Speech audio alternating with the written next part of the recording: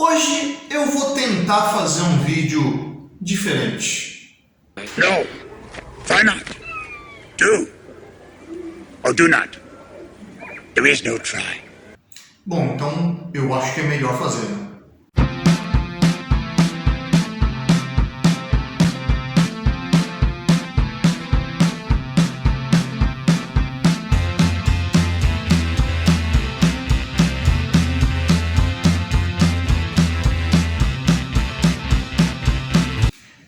Na videoaula de hoje vamos falar sobre Star Wars.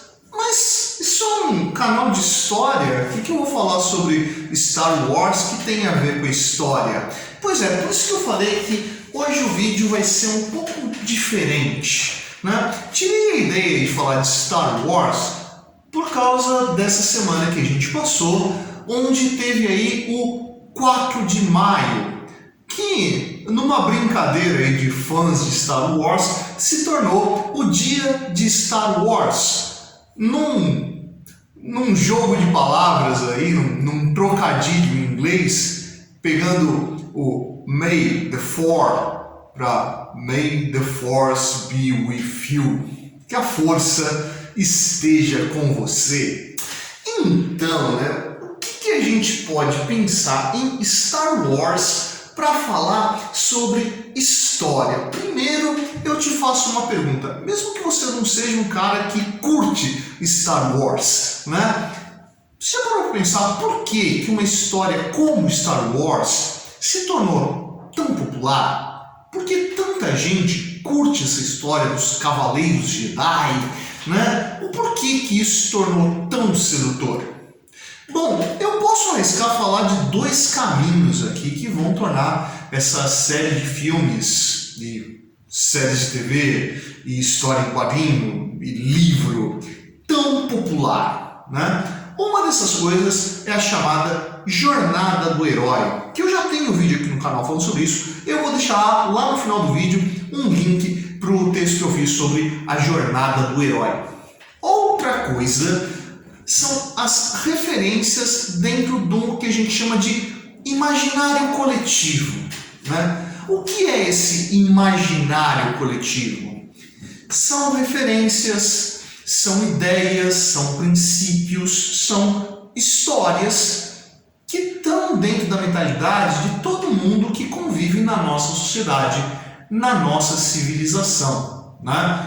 Então existe dentro da saga Star Wars uma série de referências para uma série de ideias, para uma série de contextos históricos que fazem parte da nossa vida, e hoje vamos falar um pouquinho sobre isso. É lógico, eu não vou explorar toda a saga Star Wars aqui porque não é a ideia aqui do canal, mas se você já acompanhou pelo menos uma parte da saga, você já deve ter reconhecido que lá existe uma referência direta ao Império Romano. Não, você não percebeu?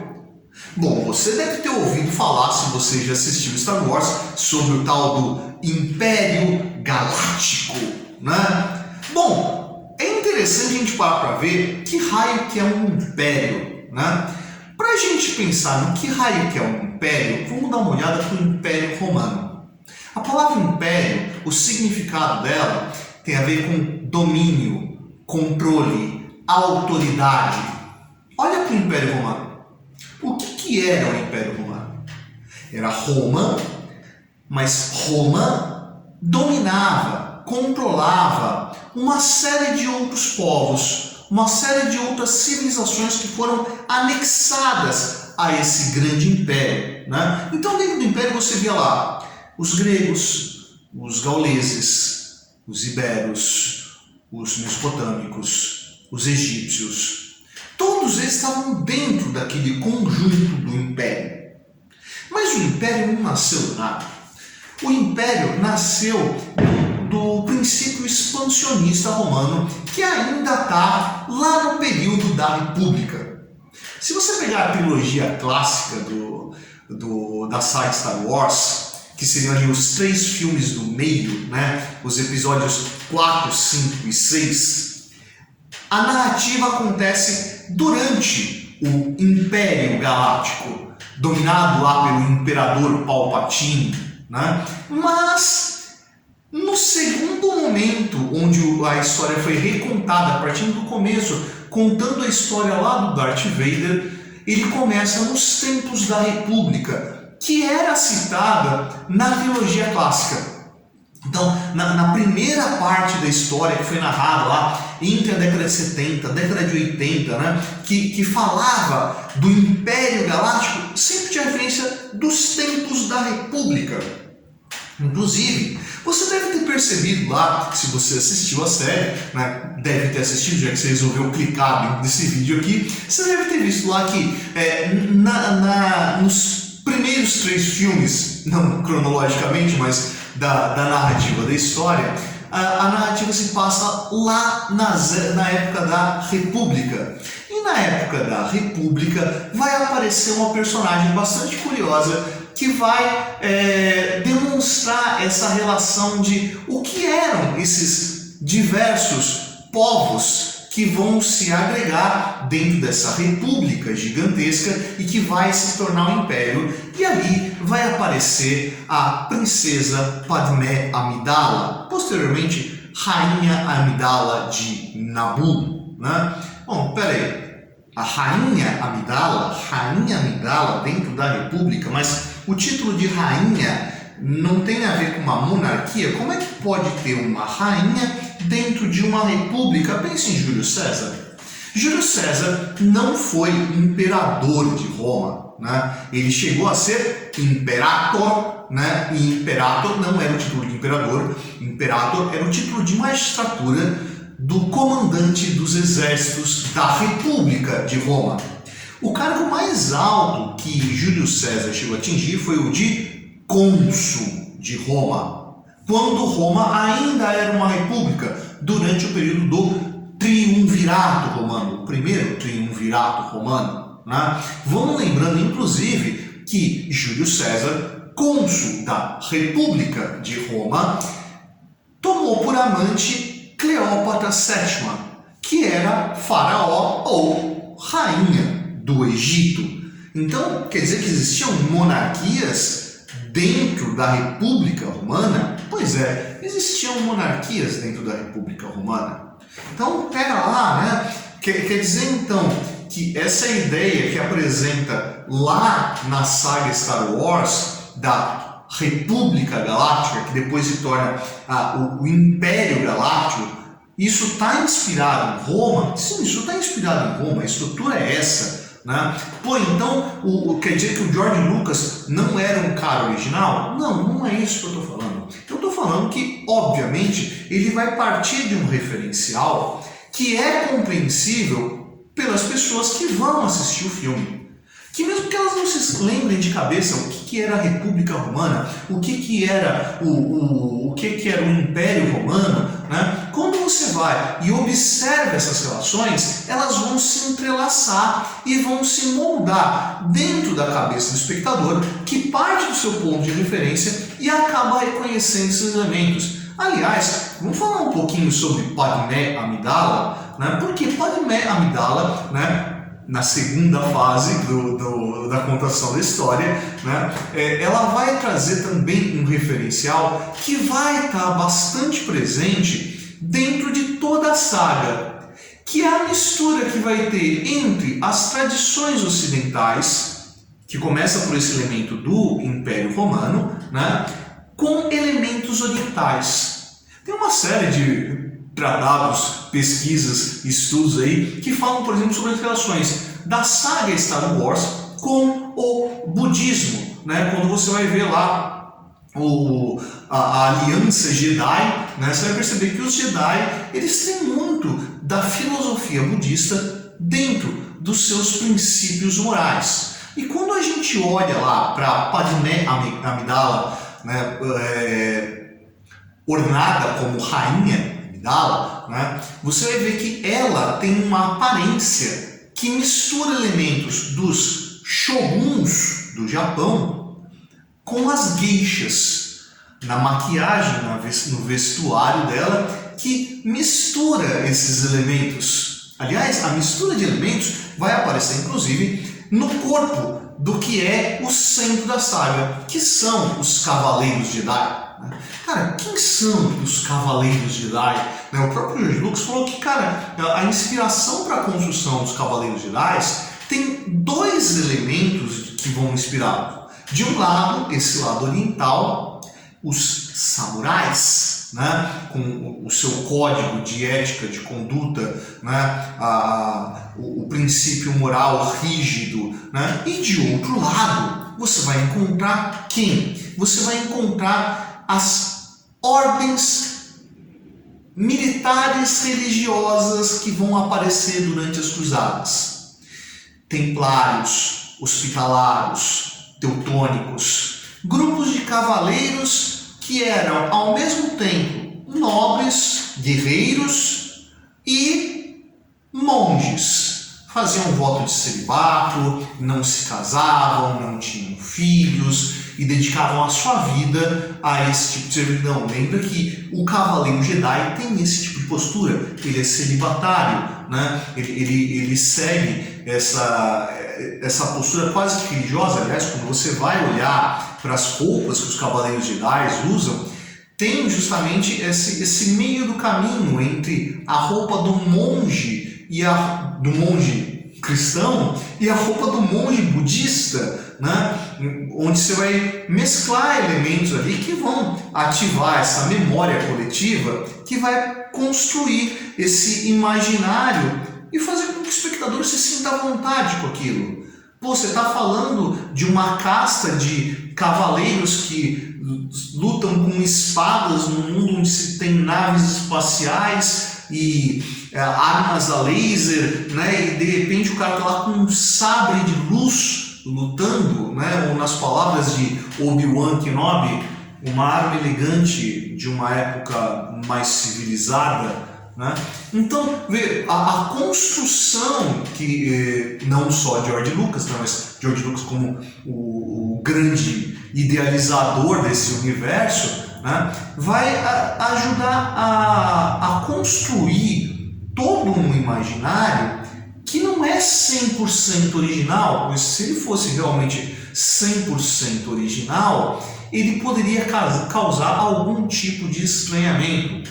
Inclusive, quando você vai olhar ali as classificações da escala de um Cavaleiro Jedi, você percebe que os Jedi eles entram como os Padawans ainda muito criança, aprendendo sobre toda a cultura Jedi, se moldando lá dentro, até que ele se torna um Cavaleiro Jedi e quem sabe pode vir a se tornar um mestre. Quando você vai olhar para as ordens de cavalaria medieval, o que você encontra? Você encontra lá o pajem, a criança que mora no castelo e que vai aprender a forma da vida dentro daquela comunidade de nobres, percebendo todas as relações sociais que estão ali presentes, e ele cresce e ele se torna um escudeiro e aprende a lutar, aprende a auxiliar o seu cavaleiro, a quem ele serve, a preparação das armas, a colocar a armadura, e ele pode vir a chegar a ser um cavaleiro, Aí o mestre Jedi, aí você já está caindo lá para o lado do Oriente, onde você vai encontrar o título do mestre do corpo de monges, e que você também tem a referência nas ordens militares religiosas da época das cruzadas, onde você vai encontrar, por exemplo, lá o grão-mestre da ordem, aqueles caras que organizavam todas as relações de dentro dessas irmandades, e representavam essas irmandades diante da alta cúpula do clero. Nossa, mas então quer dizer que toda a estruturação da saga Star Wars você vai encontrar ali na Antiguidade e na Idade Média? Não, você tem uma série de outras referências, Por exemplo, quando você vai olhar o lado do Sith, principalmente na estética, vai ter uma questão muito marcante ali, que é a relação com algo que virou um monstro coletivo, virou um bicho papão, que é os regimes totalitários lá da Segunda Guerra Mundial, né? Você já reparou o formato do capacete do Darth Vader, né? Então, quando você vê aquele capacete arredondado em cima e que abre numa aba lateral, será que você já não viu algum tipo de soldado utilizando esse capacete lá durante a Segunda Guerra Mundial?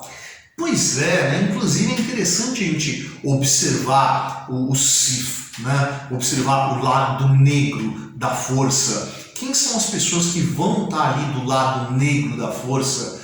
E observando esses grupos aí, a gente consegue perceber que tem 3 tipos de pessoas que participam desse grupo ali e que a gente consegue estabelecer justamente uma relação com o pessoal que vai adotar esses regimes totalitários ali na década de 30, ali na década de 40 do século 20, né? Você vai encontrar tanto aquela pessoa hiperambiciosa, né? Aquela pessoa que tem um desejo de poder, tipo o Imperador Palpatine, né? Que desejava usar o lado negro da força para controlar toda a galáxia. Assim como você vai encontrar uns caras do tipo Darth Vader, né, que principalmente na segunda trilogia, que abre a saga, que apresenta a história da construção do Darth Vader, que você percebe que essa figura é uma figura bastante machucada, bastante magoada com a Ordem dos Jedi. Percebe que ele foi excluído, que ele desejava vir a se tornar ali um mestre Jedi, mas sempre foi visto como alguém meio perigoso, alguém que entrou tarde para a ordem, se tornou padawan já mais velho, né? E tinha ali todo um medo, uma dor que poderia levar ele para o lado negro da força. Quando ele se apaixona por Padmé Amidala, né, e ele começa a contestar essa ideia do voto de celibato e por que eu não posso me apaixonar, e que coloca ele de lado. Então você encontra essas figuras machucadas, né, que vão estar descontentes com a ordem posta e vão encontrar numa nova ordem uma situação onde eles podem se sentir mais seguros e confortáveis, o que representa boa parte da população que adotou esse tipo de postura lá na década de 30, década de 40. Vamos lembrando que a década de 30 é a década da Grande Depressão, né? Você imagina a quantidade de pessoas machucadas, né, que vão ver nisso uma tábua de salvação. Percebe que todo lado do Império Galáctico, o pessoal do lado do Sith, né, vão ter uma postura muito preocupada com a ordem, com a regra. Aqueles que fogem da regra são os rebeldes, que devem ser perseguidos porque eles perturbam a ordem, né? Então, quando você consegue observar isso, você consegue perceber que um bando de gente que adotou essa coisa tenebrosa, né, adotou justamente por causa dessa preocupação com a ordem, né? E você tem o terceiro grupo, né? Então, primeiro, aquelas pessoas, né, que são ambiciosas. Segundo, essas pessoas que estão procurando uma ordem, estão procurando uma estabilidade. E terceiro, você vai encontrar os perversos, né? Você vai encontrar aquele pessoal que está pouco se lixando para a ideologia e quer muito mais ver o circo pegar fogo, vê naquilo uma oportunidade de conseguir massacrar qualquer pessoa que ele considere desprezível ou inferior. Então, dentro desse campo do Sith, né, você tem todo um caldeirão de vilões que podem ser explorados, e todos eles partindo de uma realidade que se encontra dentro do nosso processo histórico, né? Star Wars acabou se tornando uma franquia de extremo sucesso porque justamente, mesmo que se passe numa galáxia muito distante, há muito tempo atrás, todo o caldeirão cultural desse universo fantasioso se encaixa perfeitamente dentro dos paradigmas do nosso universo, criando ali uma amálgama de uma fantasia possível. Afinal de contas, esse é o grande critério da construção de histórias de fantasia. E não se engane, Star Wars não é uma série de ficção científica, apesar de tratar de naves espaciais e viagens pelo espaço e armas superpoderosas. Isso é um filme de fantasia, né? Então é um universo diferenciado que parece bastante com o nosso e que dialoga bastante com o nosso. E aí, curtiu esse diálogo de hoje? Se você curtiu o áudio de hoje, você vai lá embaixo e dá um curtir. Se você não curtiu, você vai lá embaixo e dá um descurtir. Essa é a Prancheta do Sertão. Eu sou o professor Fábio e você, meu nego, você deveria estar estudando